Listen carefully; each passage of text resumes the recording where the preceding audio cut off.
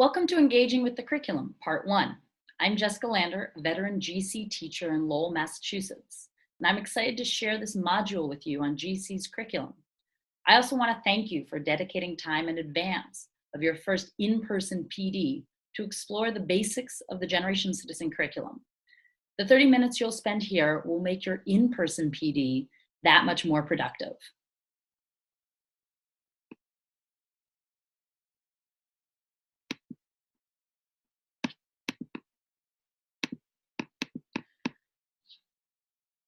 Here's our agenda for the next half hour.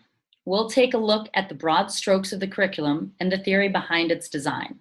And you will get a chance to dive in and explore for yourself by completing a scavenger hunt that will highlight the most essential parts of the curriculum and help you understand how you might implement in your classroom for your students.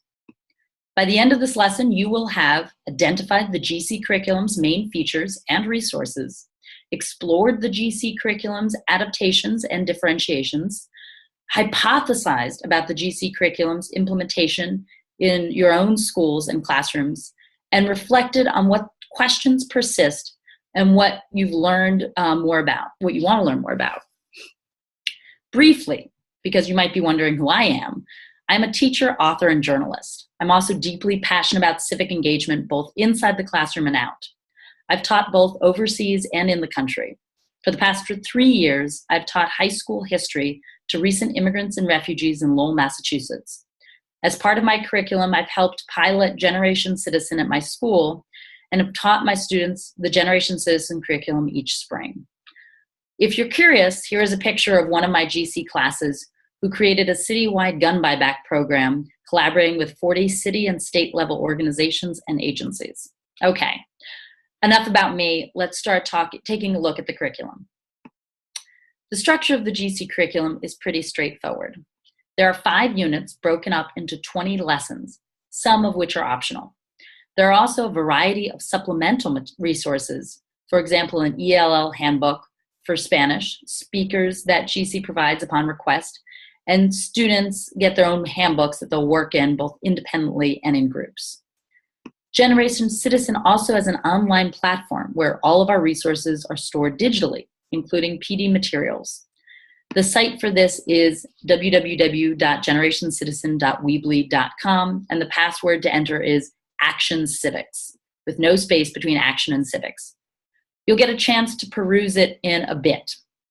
Finally, there is an assessment portfolio with a wide variety of assessments to choose from depending on your needs.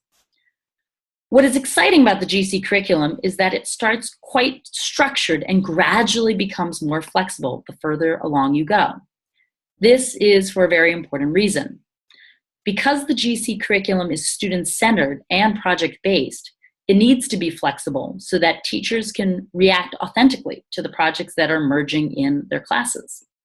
The more students start to take the reins, the more teachers get to be creative about what resources, supports, and tactics need to come next for the project to be successful. Don't worry, GC provides everything you need. It's up to you to decide how best to use the resources and curriculum because you obviously know your students and their needs best. And of course, GC staff are always happy to help and provide feedback. The first half of the lessons are designed to be done sequentially and take students through the advocacy hourglass as a framework for creating their implementation plan. In the second half of the program and lessons, teachers and students become responsible for implementing their chosen tactics according to their class implementation plan.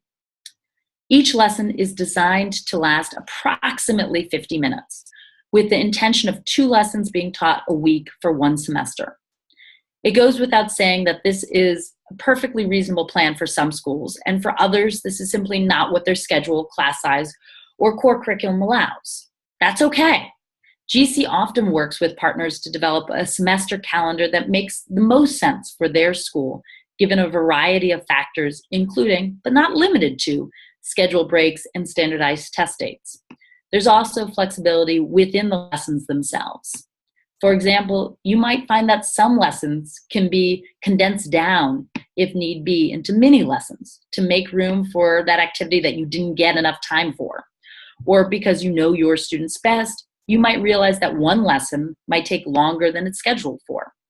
Bottom line, do what works best for your students. The only thing you need to be aware of is leaving sufficient time for the action phase of the curriculum, because it's the most important part. As long as you're being mindful of the calendar and ensuring you'll be prepared to participate in coaching sessions and mid-semester trainings, make the curriculum your own. Similarly, if you want to tweak the activities to make them more consistent with your classroom routines or for extra scaffolding, you can always do that.